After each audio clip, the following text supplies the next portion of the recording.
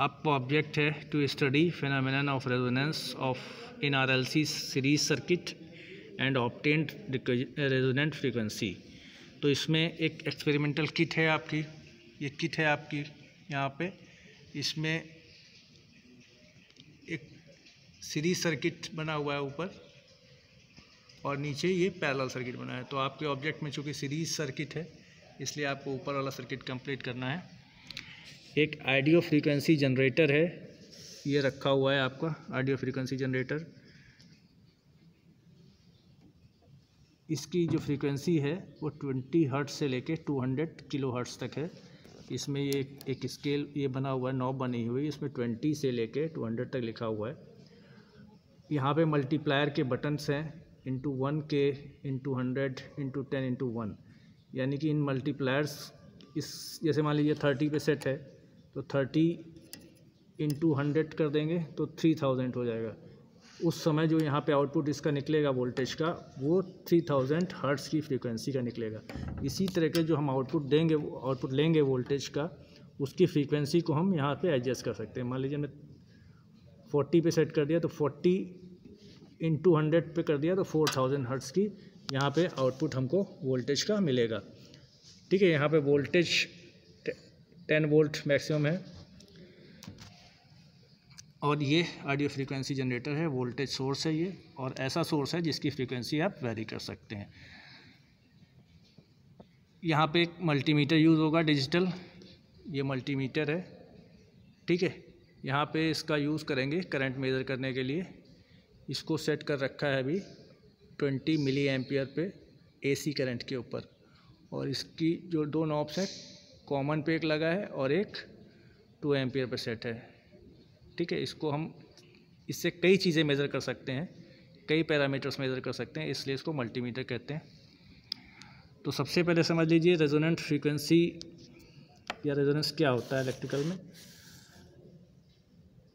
ठीक है, किसी इलेक्ट्रिकल सर्किट में जब कोई ऐसी सर्किट है अगर वो DC की तरह बिहेव करने लगे या वो मैक्सिमम करंट ड्रॉ करे या उसमें इंडक्टिव रिएक्टेंस और कैपेसिटिव रिएक्टेंस बराबर हो, तो उस समय ये कहा जाता है कि ये सर्किट रेजोनेंस सर्किट है। जैसे आपने फार्मूला पढ़ा होगा Z equal to √R² plus XL minus XC का होल स्क्वायर। तो इसमें क्या है कि जैसे हम कह रहे हैं कि कोई सर्किट DC की तरह बिहेव करने लगे, तो इसका क्या मतलब होगा कि सर्किट सिर्फ रेजिस्टिव रहे, उसमें इंडक्टिव रिएक्टेंस और कैपेसिटिव रिएक्टेंस हट जाए। तो ये कंडीशन कब आएगी कि ये हट जाएं, कैंसिल हो जाएं। तो कैंसिल कब होंगे, XL इक्वल टू जब XC हो जाएगा तो दोनों कैंसिल हो जाएंगे। तो इसको कहते हैं XL इक्वल टू XC को कहते हैं रेजोनेंस की कंडीशन। ठीक है, इस कंडीशन में जो सर्किट का इम्पीडेंस है वो रेजिस्टेंस के बराबर हो जाएगा। जब रेजिस्टेंस के बराबर होगा तो करंट क्या होगा, करंट उस समय मैक्सिमम हो जाएगा। ठीक है भाई, Z होता है इम्पीडेंस यानी कि obstruction of current for the current, और जब यही मिनिमम होगा तो करंट मैक्सिमम हो जाएगा। ठीक है, तो उस समय सर्किट DC की तरह बिहेव करेगा, या उसको कह सकते हैं कि उसमें करंट मैक्सिमम होगा उस सर्किट में, या कह सकते हैं कि उसका इंडक्टिव रिएक्टेंस और कैपेसिटिव रिएक्टेंस बराबर होगा। तो जो ये रेजोनेंस की कंडीशन कब आती है, किस फ्रीक्वेंसी पे आती है, उसको कहते हैं रेजोनेंट फ्रीक्वेंसी। तो किस फ्रीक्वेंसी पे आती है सीरीज सर्किट के लिए, XL इक्वल टू XC करके हम इसको सॉल्व करेंगे तो फ्रीक्वेंसी आएगी सीरीज सर्किट के लिए 1/2π√LC। L और C की वैल्यू अगर आपको पता है तो आप रेजोनेंस फ्रीक्वेंसी निकाल सकते हैं। ठीक है, तो हमारी किट में कुछ वैल्यूज जो इंटरनली लगे हुए हैं, ये सब वोल्टेज सोर्स हम समझ लेते हैं इसको। ये वोल्टेज सप्लाई आई, यहाँ पे जो लाइंस बनी हुई हैं, ये लाइंस बनी हैं, इसका मतलब है ये इंटरनली कनेक्ट हैं, अंदर से वायर कनेक्ट हैं। जहाँ पे रेजिस्टेंस बने हुए हैं, इंडक्टर बना हुआ है, कैपेसिटर बना हुआ है, इसका मतलब ये है कि ये अंदर से लगे हुए हैं। तो जो रेजिस्टेंस R1 लगा है 10 ओम का लगा है, इंडक्टर L1 लगा है जो 9.3 मिली हेनरी का लगा हुआ है, ठीक है। और जो कैपेसिटर लगा है वो 0.1 माइक्रोफैरेड का अंदर से लगा हुआ है। तो हम इसके सर्किट को चेक कर लेते हैं। सबसे पहले ये फेज़ आया, ये अंदर से जुड़े हुए हैं वायर से, फिर रेजिस्टेंस पे आया, रेजिस्टेंस के बाद इंडक्टर पे आया, इंडक्टर के बाद हमने एक एम्पेयर मीटर लगाया हुआ है, मल्टीमीटर लगाया हुआ है सीरीज़ में, एम्पेयर मीटर है इसलिए सीरीज़ में लगाया है। उसका सिरा यहाँ कैपेसिटर पे आया, फिर कैपेसिटर के अंदर गया, फिर कैपेसिटर से निकल के ये वापस न्यूट्रल में चला गया। तो एक सीरीज़ सर्किट आ रहा है, उसी सीरीज़ सर्किट है ये, इस तरीके से बना हुआ है। ये आपका वोल्टेज सोर्स हो गया 0 से 10 वोल्ट, ये फ्रीक्वेंसी आपकी एडजस्टेबल है, यहाँ पे रेजिस्टेंस लगा है 10 ओम का, ये 9.3 मिली हेनरी का कैपेसिटर, फिर एम्पेयर मीटर सीरीज़ में, फिर 0.1 माइक्रोफैरेड का कैपेसिटर लगा है, और उसके बाद ये वापस न्यूट्रल में जुड़ा हुआ है। तो इसमें क्या होता है, अभी आपने देखा ना कि एम्पियर मीटर में मैक्सिमम रीडिंग आएगी जब रेजोनेंस की फ्रीक्वेंसी यहाँ पे दी जा रही होगी, जब रेजोनेंस फ्रीक्वेंसी की सप्लाई हो रही होगी तो करंट मैक्सिमम होगी, तो हम एम्पियर मीटर से करंट पढ़ सकते हैं। तो हम यहाँ से अगर फ्रीक्वेंसी वैरी करके देखें तो यहाँ पे एम्पियर मीटर रीडिंग जिस मोमेंट पे, जिस पॉइंट पे मैक्सिमम होगी वही रेजोनेंस फ्रीक्वेंसी होगी, उसके पहले भी एम्पियर मीटर की रीडिंग कम होगी और उसके बाद भी कम होगी। अगर हमें इन वैल्यूज़ को ले करके, जैसे हमने मान लीजिए फोर्स वोल्टेज 10 वोल्ट लिया हुआ है, इंडक्टर की वैल्यू 9.3 मिली हेनरी ली है, रेजिस्टेंस की 10 ओम ली है, कैपेसिटर की 0.1 माइक्रोफैरेड लिया है, इन वैल्यूज़ को ले करके और इस फार्मूले से थ्योरेटिकली सॉल्व किया जाए तो लगभग ये 5200 समथिंग आता है, ये लगभग इसके आएगा, आसपास इसके आता है, ठीक है। तो आपने थ्योरेटिकली पता कर लेनी है पहले कि कितनी हर्ट्स आ रही है फ्रीक्वेंसी, रेजोनेंस फ्रीक्वेंसी,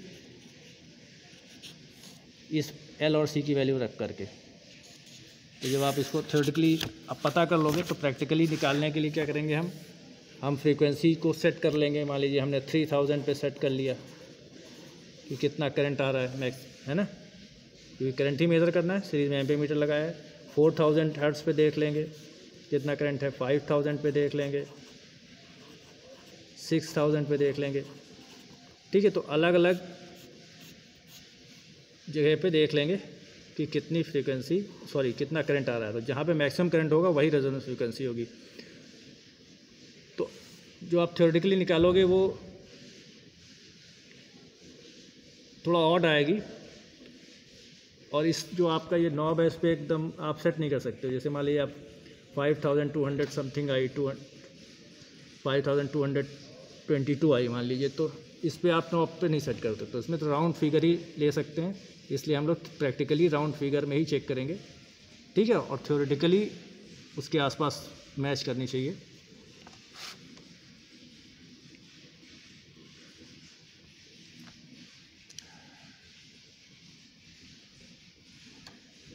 ये मल्टीमीटर है, उसको एम्पेयर मीटर बना के सीरीज़ में लगाया है, इसको ऑन कर लिया।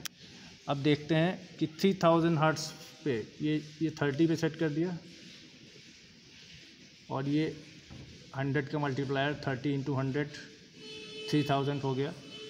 तो 3000 पे कितनी करंट आ रही है, ये सर्किट आप देख सकते हो, सीरीज़ RLC सर्किट है। ये आ रही है 14.8 मिली एम्पियर है। फिर 4000 पे सेट करेंगे इसको, वोल्टेज हमारा 10 ही वोल्ट है, और इसको हमने 4000 हर्ट्ज़ पे सेट किया, और देखेंगे 16.35 मिली एम्पियर आ रही है। फिर 5000 पे सेट करेंगे,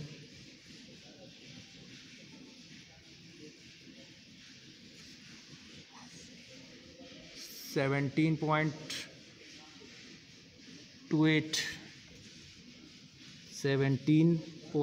टू एट मिली एम्पियर आ रही है।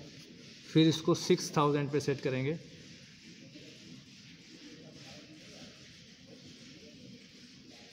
और 6000 पे 17.2 आ रही है, 19 आ रही है, 17.19 आ रही है। तो आप देखिए करंट पहले इंक्रीज़ करी यहाँ तक, फिर यहाँ से फिर डिक्रीज़ करने लगी, यानी कि जो आपकी रेजोनेंट फ्रीक्वेंसी होगी वो 5000 हर्ट्ज़ के आसपास होगी राउंड फिगर में, और थ्योरेटिकली जो आप निकाल रहे हैं वो 5200 समथिंग होगी। तो अप्रॉक्सीमेटली दोनों रीडिंग सेम आ गई। तो आपने प्रैक्टिकली रेजोनेंट फ्रीक्वेंसी यहाँ पे इस किट के थ्रू निकाली है। चूँकि हमने थ्योरेटिकली पता कर लिया था कि 5200 समथिंग आएगी इस वैल्यूज़ के लिए, RLC वैल्यूज़ के लिए, तो हमने इसको पहले से ही एक्स्ट्रा सर्च ना करके उसको 3000, 4000, 5000, 6000 हर्ट्ज़ पे मल्टीमीटर से चेक कर लिया। ठीक है, अब इसमें अब देखिए अगर हम करंट और फ्रीक्वेंसी के बीच में ग्राफ प्लॉट करें तो करंट पहले बढ़ रहा है, फ्रीक्वेंसी बढ़ने पे करंट बढ़ रहा है, और फिर एक जगह पे मैक्सिमम करंट फ्रीक्वेंसी हो जाएगी। ठीक है, जिस समय रेजोनेंस फ्रीक्वेंसी होगी उस समय करंट मैक्सिमम आ जाएगा, जैसे यहाँ पे आया हुआ है, और उसके बाद फिर करंट कम होने लगेगा, फिर करंट कम होने लग रहा है। तो हम फ्रीक्वेंसी और करंट के बीच में ग्राफ बना के ये देख सकते हैं कि रेजोनेंट फ्रीक्वेंसी कहाँ पे है। जहाँ पे मैक्सिमम होगा, पीक होगा, वहीं पर रेजोनेंट फ्रीक्वेंसी आएगी। इस जगह पे XL = XC होगा मैक्सिमम इस पर। यहाँ V लिखा हुआ है, V से भी हम निकाल सकते हैं, करंट से भी, वोल्ट एम्पीयर मीटर से भी निकाल सकते हैं, और वोल्ट मीटर से भी आप रेजोनेंट फ्रीक्वेंसी को चेक कर सकते हैं। उसके लिए क्या करना पड़ेगा आपको, यहाँ पे जो रेजिस्टेंस है उसके पैरेलल में एक वोल्ट मीटर लगाना पड़ेगा। तो यहाँ पे ये वोल्ट मीटर क्या बताएगा, इस रेजिस्टेंस के अक्रॉस वोल्टेज ड्रॉप बताएगा, यानी कि वोल्टेज ड्रॉप मतलब IR ड्रॉप। तो जब I मैक्सिमम होगा तो IR ड्रॉप भी मैक्सिमम, तो यहाँ वोल्टेज की रीडिंग में मैक्सिमम आएगी। तो आप वोल्ट मीटर से भी कर सकते हैं, और चाहें तो सीरीज़ में एम्पीयर मीटर लगा के भी कर सकते हैं। इस तरीके से आप एक रेजोनेंट फ्रीक्वेंसी फाइंड कर सकते हैं प्रैक्टिकली, थ्योरेटिकली, जो आप अप्रॉक्सीमेटली आसपास होंगी। ठीक है, इसके प्रिकॉशंस हैं, इसको ध्यान रखेंगे। Thank you students.